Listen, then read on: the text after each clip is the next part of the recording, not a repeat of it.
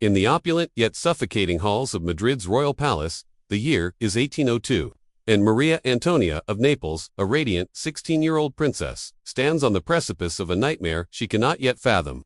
As a royal physician, tasked with attending the young bride, you were summoned to her chambers, your medical bag heavy with foreboding. The air is thick with the scent of rosewater and wax, but beneath the grandeur lies a chilling truth. Maria Antonia, newly wed to Ferdinand VII, heir to Spain's throne, is about to confront a horror that will shatter her innocence and haunt her brief life. The king's anatomical curse, a grotesque deformity whispered about in shadowed corridors, is no mere rumor. It is the monstrous reality that will define her marriage and, ultimately, her destruction. Your role is to witness, to mitigate, to preserve her fragile health against an ordeal that defies nature itself. As you approach her door, the weight of her fate presses against you. A young woman caught in the jaws of a dynasty's decay, her dreams of love about to be crushed by a man whose shame fuels his cruelty. To understand Maria Antonia's tragedy, you must first grasp the poisoned legacy of the Spanish Bourbons.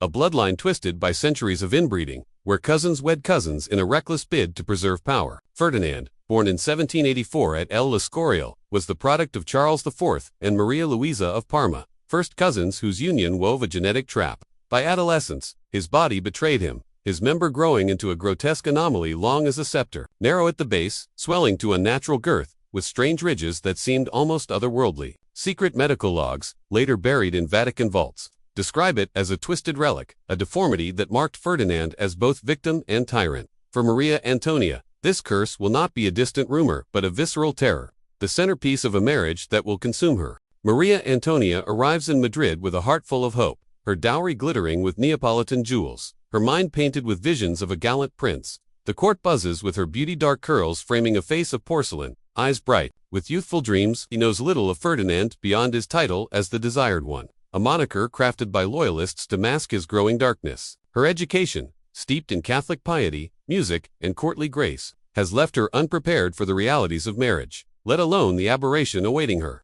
The wedding is a spectacle of Baroque splendor, the cathedral aglow with 1,000 candles, Madrid's streets alive with cheers. Maria Antonia, in a gown of silver thread, beams as she takes Ferdinand's hand, unaware that his charming smile hides a festering shame. That night, as the palace quiets, you are called to the bridal chamber, your presence a grim necessity. The room is oddly furnished, silk cushions of unusual shape, vials of herbal oils, leather straps disguised as ornate belts. Her ladies-in-waiting, pale and silent, arrange these marital aids with trembling hands, their eyes avoiding yours.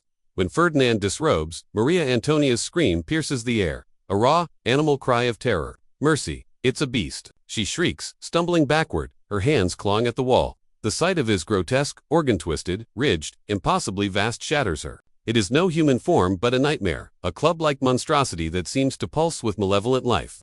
You rush to her side, your voice steady, despite your own horror, as she collapses, sobbing, her body shaking with revulsion. The physicians, led by Dr. Antonio Vella, intervene with cold efficiency, their words clinical as they explain the procedure to a trembling Maria Antonia. The act, they insist, requires mechanical aids to prevent injury, a process more akin to surgery than love.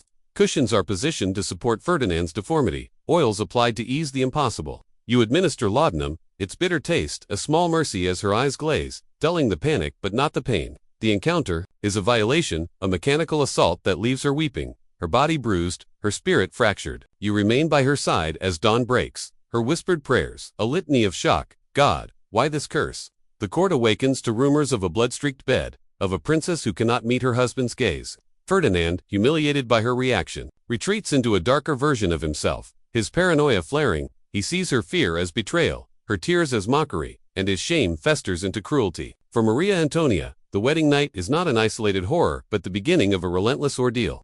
Each intimate encounter is a ritual of dread, orchestrated by physicians who prepare the chamber with grim precision. You dose her with laudanum, to make her compliant, your heart sinking as her once vibrant eyes grow hollow. The leather straps, crafted by secretive artisans, hold her in place, preventing her from recoiling as Ferdinand's deformity invades her. The pain is not just physical, soul is eroding, her dreams of love replaced by a waking nightmare. Ferdinand's obsession with producing an heir drives him to monstrous lengths. He consults astrologers, who dictate couplings by lunar phases, and a wandering mystic who claims his serpent's gift requires ancient rites. For weeks, the palace fills with incense and chants, Maria Antonia forced into bizarre positions under flickering torches, her body a sacrificial offering to Ferdinand's desperation. You stand watch, your medical role a cruel irony as you monitor her pulse, knowing no salve can heal her spirit.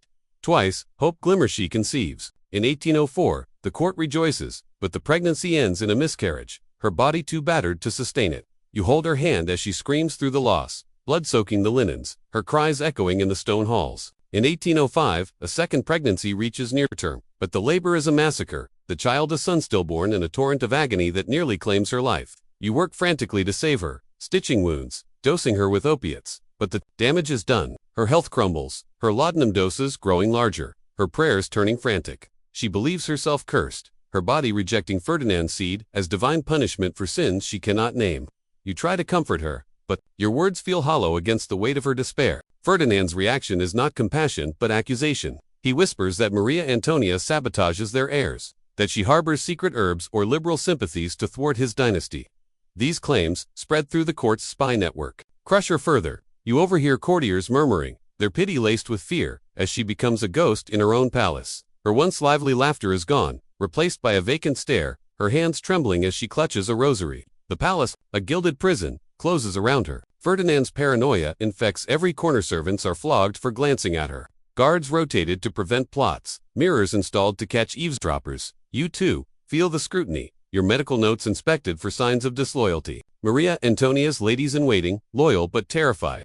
Smuggle her small comforts a Neapolitan lullaby, a hidden letter to her mother, but these are fleeting. Her correspondence is intercepted, her words twisted to fuel Ferdinand's suspicions. One night, you find her praying in the chapel, her voice broken. If this is my cross, why must it bleed so? You want to promise her freedom, but the palace's walls are unyielding, its master relentless. The court's dysfunction mirrors Maria Antonia's suffering. Ferdinand, shaped by a childhood of mockery, sees her revulsion as a personal attack. His parents, Charles IV and Maria Louisa, offer no solace. Their own marriage a farce of infidelity and weaknesses. He punishes those who witness his Shama page who saw him undress is exiled, his family ruined. A maid who overheard a physician's whisper disappears. You learn to speak in code, your diagnoses vague to avoid his wrath. Ferdinand's obsession with his anatomy spills into governance. His cabinet meetings postponed for consultations with charlatans promising fertility cures. Spain's empire, already fraying, suffers as he diverts funds to secret workshops crafting ever-moral abrasives, silk harnesses, devices that resemble instruments of torture. Artisans who craft them live in fear, some found dead in Madrid's gutters, their silence bought with blood. The Inquisition, revived to silence gossip about Ferdinand's condition, hunts slanderers, creating a climate where even husbands and wives fear private whispers. You see its shadow in the court, where courtiers avoid Maria Antonia, lest their kindness be mistaken for conspiracy. By 1807, Maria Antonia is a shadow of the girl who arrived 5 years ago. At 21, her body is frail, her mind shattered by laudanum and trauma. You monitor her decline, your treatments powerless against the weight of her despair. She stops eating, her ribs stark beneath her gowns, her eyes sunken, her nightmares, filled with a twisted beast, wake the palace, her screams a haunting refrain. You find her one morning, collapsed in her chamber, a vial of laudanum empty beside her. The official report will call it fever, but you know the truth, she has chosen death over another night of torment. Rumors swirl that Ferdinand poisoned her, fueled by the sudden death of the palace apothecary, his cryptic notes seized and burned. You attend her funeral, a macabre affair where Ferdinand insists on viewing her body, his touch lingering on her cold hands, his mutters incoherent. The court mourns, but you see relief in their eyes, a silent acknowledgement that her suffering is over. As you leave the cathedral, you carry the weight of her story, a young woman destroyed by a king whose shame became her sentence. Maria Antonia's death in 1807 leaves a void in the palace, her absence a silent scream echoing through Madrid's gilded halls. As the royal physician, you stand in the shadowed aftermath, your hands still trembling from the futile efforts to save her. The official report cites fever, but you know the truth. Her heart gave out under the weight of relentless trauma, her body and soul broken by Ferdinand VII's grotesque curse. The court moves on, its rituals of mourning a hollow mask, but you cannot shake the memory of her final days, her sunken eyes, her whispered pleas for release, the empty laudanum vial by her bedside. Her funeral, a grim pageant, sees Ferdinand's unsettling fixation, his fingers tracing her cold face as he mutters about lost heirs, his grief indistinguishable from paranoia. Whispers of poison swirl, the apothecary's mysterious death fueling suspicion, but no proof emerges. You carry her story like a wound, a testament to a young woman crushed by a dynasty's decay. Yet Spain's tragedy does not end with her. Maria Antonia's suffering is but the first act in a reign defined by Ferdinand's shame and the women who paid its price. As you navigate the court, now a labyrinth of fear and suspicion, you see her shadow in every corner, a warning of the horrors still to come. Ferdinand, unmoored by Maria Antonia's death, grows darker, his paranoia a venom seeping into every facet of his rule. You overhear him in private moments, raging against her failure, convinced she sabotaged his heirs with secret potions or disloyal prayers. His shame, rooted in the grotesque deformity that defined their marriage, festers into a vendetta against the world. The organ, described in your hidden notes as a coiled nightmare, narrow at the base, swollen to monstrous girth, and riddled with unnatural ridges, is both his torment and his obsession.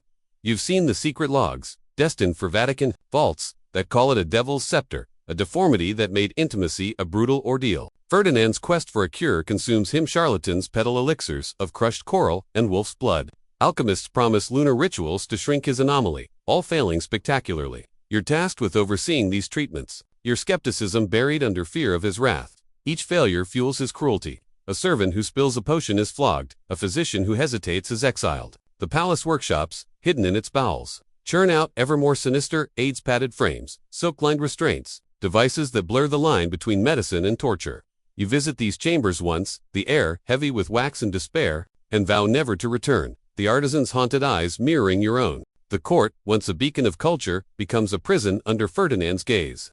You move cautiously, your medical role a precarious shield. Spies patrol the halls, reporting every whisper. Mirrors gleam at odd angles, catching careless glances. Secret passages, carved at Ferdinand's command, let him spy unseen. You learn to speak in riddles, your diagnoses vague to avoid suspicion. A colleague, caught noting Ferdinand's condition too candidly, vanishes, his family banished to a fever-ridden colony. The Inquisition, revived to silence gossip about the king's anatomy. Hunts slanderers, its agents questioning maids about overheard jests. You witness a trial, where a cook, accused of mocking Ferdinand's royal burden, is imprisoned, his wife begging for mercy outside the palace gates. Spain's empire, already crumbling, suffers as Ferdinand diverts funds to these obsessions. The American colonies, emboldened by his weakness, revolt, their pamphlets sneering at a king impotent in bed and throne. You read one, smuggled into the palace, and hide it, knowing discovery could mean your death. The treasury bleeds, on spy networks and bizarre aids, while peasants starve, their fields fallow, their voices silenced by royal terror. In 1816, Ferdinand weds Maria Isabel of Portugal, another cousin, her arrival a cruel echo of Maria Antonia's. You're summoned to her chambers, your heart sinking as you recognize the familiar setup cushions, oils, straps. Isabel, 19 and naive, carries the same doomed hope, her golden hair and bright smile a mirror of Maria Antonia's lost radiance. The wedding is lavish, but the night is a descent into horror. You administer laudanum as her screams fill the chamber, the sight of Ferdinand's deformity, twisted, ridged, monstrosity breaking her. The act, mechanical and brutal, leaves her trembling, blood staining the linens. You stay with her, your touch gentle, as she whispers, "Is this my duty?" Her trauma mirrors Maria Antonia's, her spirit eroding with each encounter. Ferdinand, enraged by her fear, sees it as treason, ordering her letters searched, her food tasted for poison. You watch her decline, her stutter emerging, her flinches at Ferdinand's approach a silent plea. She stops eating, her body wasting, her nightmares filled with a beast that haunts her. In 1818, after 2 years of torment, she dies, her nervous collapse a euphemism for despair. You sign the death certificate, your pen heavy, knowing she escaped the only way she could. Rumors whisper of self-poisoning, but you find no evidence. Only a broken locket with her mother's portrait, clutched in her cold hand. Ferdinand's health collapses under his madness. By 1832, his tremors worsen, his speech slurs, his mind frays. You treat his insomnia and digestive woes, but no tonic can heal a soul consumed by shame. He accuses Christina of poisoning him through touch, demanding you examine her skin before intimacy, a degrading ritual that strips her dignity. One night, he bursts into your quarters, claiming Isabella is a changeling, his eyes wild. You calm him, your voice steady, but fear he'll turn on you. His final year is a delirium, his chambers a shrine to failure. Maria Antonia's rosary, Isabel's locket, Joseph's notes, relics of women he destroyed. He calls for Isabella, but sees only strangers, his paranoia whispering betrayal. In 1833, he fades, his death a quiet end to a deafening reign. You attend the autopsy, the organ 14 inches, scarred from self-inflicted wounds, a grotesque monument to his torment. Sealed in a Vatican vault, it's a secret Spain cannot bear. Isabella II, a child queen, inherits a ruined kingdom, Maria Cristina, her regent in a land torn by war and debt. As you leave the autopsy chamber, Maria Antonia's face haunts you. Her screams, her prayers, her broken spirit are the heart of Spain's tragedy. She was the first to face Ferdinand's curse, her suffering a blueprint for the women who followed. Her legacy is not in heirs or glory, but in the silent truth she carried that absolute power. Warped by shame, destroys all it touches. Spain limps forward, its wounds deep. Its story, a warning.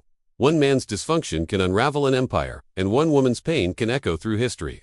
You seal your notes, knowing they'll be burned. But Maria Antonia's memory endures, a ghost in a palace that will never heal.